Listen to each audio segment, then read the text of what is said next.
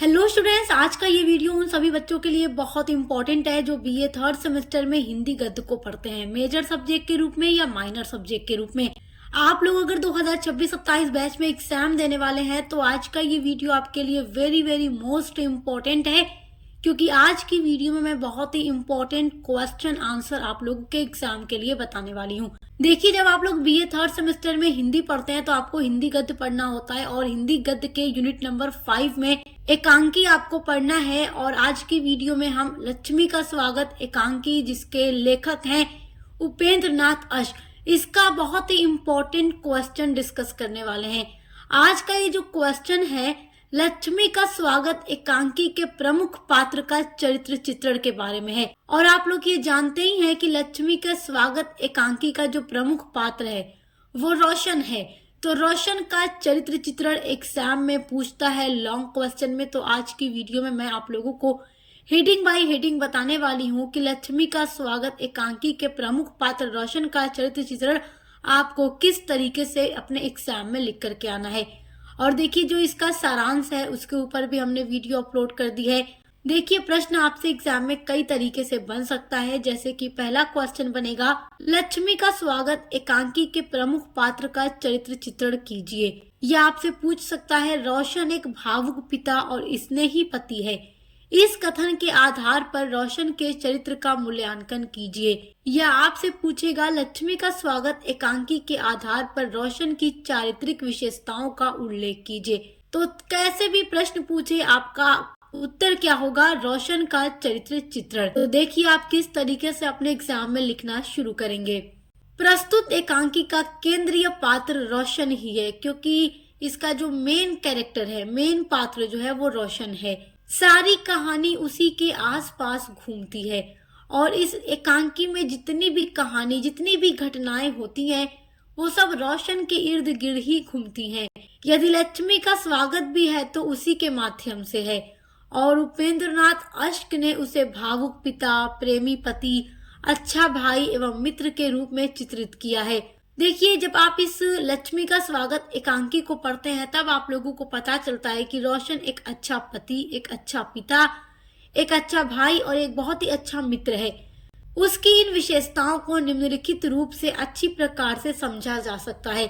जैसे आप लोग ये जानते ही हो कि रोशन की जो वाइफ थी उसकी जब डेथ हो जाती है तो रोशन के माता पिता रोशन की दूसरी शादी करवाना चाहते हैं, जबकि रोशन अभी दूसरी शादी नहीं करना चाहता, क्योंकि वो अपनी उस वाइफ को भी भूल नहीं पा रहा है और उसका एक बच्चा भी है जिसके लिए वो अभी ये सब कुछ नहीं सोच रहा है दूसरी शादी के बारे में। तो देखते हैं क्या क्या इसके कैरेक्टर स्केच हैं, यानी कि चरित्र चित्रण है। पहला पॉइंट है भावुक और स्नेही पति। रोशन एक भावुक एवं स्नेही पति है। वह नहीं चाहता कि पत्नी की मृत्यु के दुख से थोड़ा भी छुटकारा न मिल पाए और शादी कर ले। मतलब अभी इसकी पत्नी को मरे हुए ज्यादा दिन भी नहीं हुए, तो ये नहीं चाहता कि अभी पत्नी के मृत्यु का दुख भी जो है अभी खत्म नहीं हुआ है और उसके माता पिता चाह रहे कि उनका बेटा दूसरी शादी कर ले, तो वो ऐसा नहीं करना चाहता।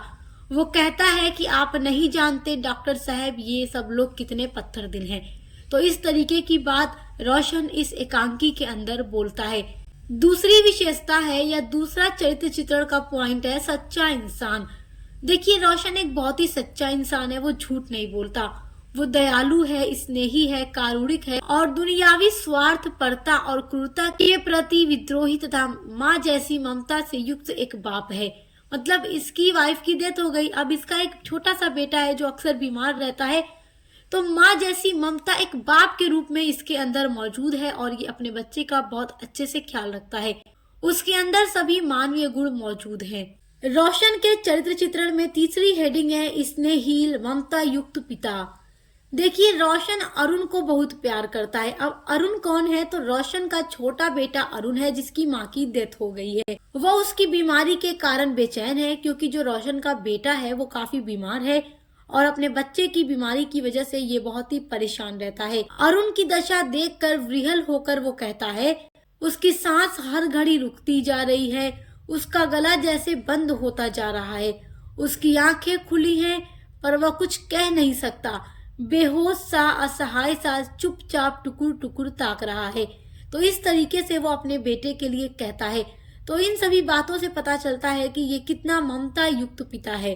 चौथी हेडिंग है करूड़ हृदय। देखिए, रोशन करूड़ हृदय वाला मानव है। जब शादी के संबंध में राम प्रताप का जिक्र रोशन की माँ करती है, तब वह चीख कर कहता है कि तुम राम प्रताप को मुझसे मिलाती हो। देखिए, जो रोशन है उसकी वाइफ की डेथ हो गई थी और रोशन के माता पिता चाहते थे कि अब रोशन की दूसरी शादी करा दें। तो उसके माता पिता एक अच्छा रिश्ता पाते हैं, अच्छा खासा अच्छे खानदान का रिश्ता पाते हैं, पैसे वाला। तो उन्हें लालच आ जाती है, लोभ हो जाता है और वो सोचते हैं अपने बेटे की दोबारा शादी करा दे।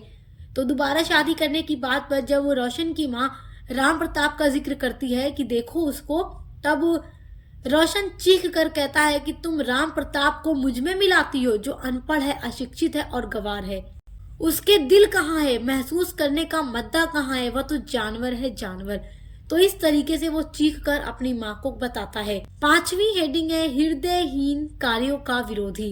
देखिए, वो मानवता विरोधी, हृदयहीन कार्यों का विरोधी है। मतलब जो काम ऐसे हो जिससे पता चले कि इंसान के अंदर दिल ही नहीं है, तो इन कामों का विरोध करता है रोशन। जब वो माँ कहती है कि सियालकोट वाले आए हैं, जब वो रोशन की माँ कहती है सियालकोट वाले आए हैं, यानी कि उसका दोबारा रिश्ता लेकर आए हुए थे, दोबारा उसके माता पिता शादी कराने जा रहे थे, तब वो क्रोध में आकर यानी गुस्से में आकर कहता है उनसे कहो जहां से आए हैं वहीं चले जाएं।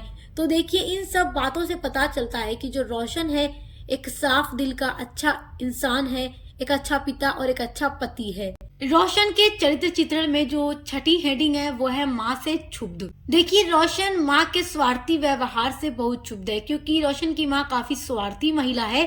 तो अपने माँ के व्यवहार से वो काफी दुखी होता है। जब माँ अरुण की मौत का समाचार सुनकर दरवाजा खोलने को कहती है। अच्छा देखिए, जब रोशन की माँ को पता चलता है अरुण की मौत के बारे में, अरुण जो है उस औरत का पोता है, यानी कि उसके बेटे का बेटा है, रोशन का बेटा अरुण है। तो जब रोशन की माँ को अरुण की मौत का समाचार मिलता है और वो दरवाजा खोलने को कहती है, तब रोशन बहुत ही व्यंग्य होकर कहता है तुम लक्ष्मी का स्वागत कर आओ। लक्ष्मी के स्वागत का मतलब यहाँ पर क्या है कि रोशन के माता पिता रोशन की दूसरी शादी कराना चाहते हैं, वो अपने पोते के बारे में बिल्कुल नहीं सोचते। तो इसलिए वो ये कहता है कि तुम लक्ष्मी का स्वागत कराओ। वह नहीं चाहता कि उसकी माँ उसके मरे हुए बेटे का मुंह भी देखे। तो इस प्रकार हम देखते हैं कि उपेंद्रनाथ अश्क ने रोशन के चरित्र के माध्यम से समाज की स्वार्थपरता, हृदयहीनता और नीचता का कुठाराघान किया है। इस प्रकार रोशन एक भावुक पिता तथा स्नेही पति के रूप में चित्रित किया गया है। तो ये अपने बेटे से भी बेइंतहा प्यार करता है और साथ ही साथ उस बीवी से भी जो अब इस दुनिया में नहीं है। तो इन 6 हेडिंग के माध्यम से अगर आप लोग एग्जाम में रोशन का चरित्र चित्रण लिखेंगे तो आपको नंबर काफी अच्छा मिलेगा। अब देखते हैं लक्ष्मी के स्वागत में रोशन की माँ का चरित्र चित्रण, क्योंकि एग्जाम में इसका चरित्र चित्रण भी पूछ देता है। आपसे एग्जाम में क्वेश्चन पूछेगा कि लक्ष्मी का स्वागत एकांकी के एकमात्र स्त्री पात्र रोशन की माँ का चित्रांकन कीजिए। या आपसे ऐसे भी पूछ देगा कि लक्ष्मी का स्वागत एकांकी में स्त्री पात्र का चरित्र चित्रण कीजिए। तो स्त्री पात्र तो रोशन की माँ ही है। पात्र का मतलब होता है कैरेक्टर, कि इसमें कौन सी औरत कैरेक्टर है, महिला कैरेक्टर है, तो रोशन की माँ ही है। तो आप हेडिंग डालेंगे, देखिए लक्ष्मी का स्वागत एकांकी के आधार पर रोशन की माँ का चरित्र चित्रण। उसके बाद लिखिएगा लक्ष्मी का स्वागत में मुख्य स्त्री पात्र रोशन की माँ है। रोशन की माँ एक सामान्य मध्यम परिवार की सामान्य नारी है, क्योंकि जो सोसाइटी का मध्यम वर्ग है, मिडिल क्लास वर्ग है, उसको इस एकांकी में दिखाया है उपेंद्रनाथ अश्क ने। रोशन की माँ उस महिला वर्ग का प्रतिनिधित्व करती है जो अशिक्षित, अहन केंद्रित तथा दकियानुसी प्रौढ़ा है। उसके चरित्र में निम्नलिखित विशेषताएं देखने को मिलती हैं। देखिए, रोशन की माँ का चरित्र कैसा है, मतलब उसका कैरेक्टर कैसा है, तो उसमें पहली हेडिंग हो जाएगी वाचाल। रोशन की माँ समय और स्थिति की गंभीरता को न देखते हुए कटु वाक्य बोलती ही रहती है। पोते की अत्यंत चिंताजनक स्थिति भी उसे अनर्गल बोलने से नहीं रोक पाती। वह अपने दूषित मनोभाव निरंतर प्रकट करती रहती है तथा अपना निर्णय अपने पुत्र पर थोप देना चाहती है। मतलब ये देख रही है कि अभी अभी इसकी बहू की डेथ हो गई है, इसका जो पोता अरुण है वो काफी बीमार है, जिस वजह से इसका बेटा रोशन काफी ज्यादा परेशान है, दुखी है। वो इन सब चीजों को देखते हुए भी नजरअंदाज करती है और केवल अपने बेटे के ऊपर, रोशन के ऊपर अपनी मर्जी थोप कर अपने बेटे की दूसरी शादी कराना चाहती है। तो एक बहुत ही अजीब तरह की माँ जो जिसे अपने बेटे की ही परवाह न हो, ऐसी माँ इसमें ये दिखाई गई है। मतलब स्वार्थी, घमंडी टाइप। दूसरी हेडिंग है परंपरागत रूढ़ियों का शिकार। तो रोशन की माँ जो है परंपरागत रूढ़ियों का शिकार है। प्राय वृद्ध लोग अपने जमाने की लकीर पीटते रहते हैं। देखिए, जो अक्सर सोसाइटी में बूढ़े लोग होते हैं जो काफी ज्यादा परंपरागत रूढ़ियों के शिकार होते हैं, वो कोई भी बात आएगी तो पुराने जमाने का ही एग्जाम्पल देंगे कि अरे हमारे जमाने में ऐसे होता था तो अभी भी ऐसे ही होगा, तुम ऐसे नहीं कर सकते, वैसे नहीं कर सकते। तो उस तरीके से रोशन की माँ भी करती है। आधुनिक वैज्ञानिक प्रगति उनकी दृष्टि में है। मतलब जो आज के टाइम में चीजें हो रही हैं वो उन चीजों को नहीं मानते, उन्हें बस पुरानी बातें ही करनी होती है। वह तो केवल अपनी पुरानी पद्धतियों को ही श्रेष्ठ मानते हैं कि जो पहले होता था वही अच्छा है और आज भी वही होगा।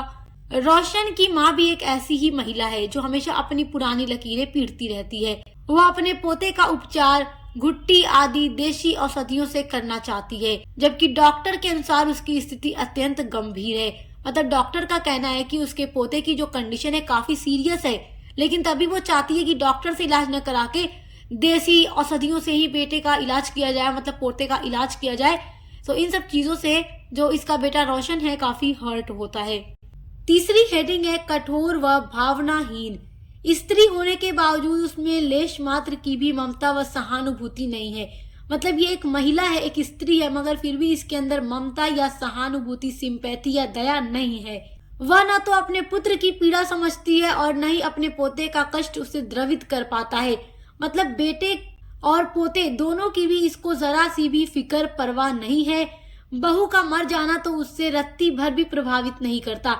मतलब इसकी बहू की डेथ हो गई मगर इसे, इस औरत को जरा भी फर्क नहीं पड़ता।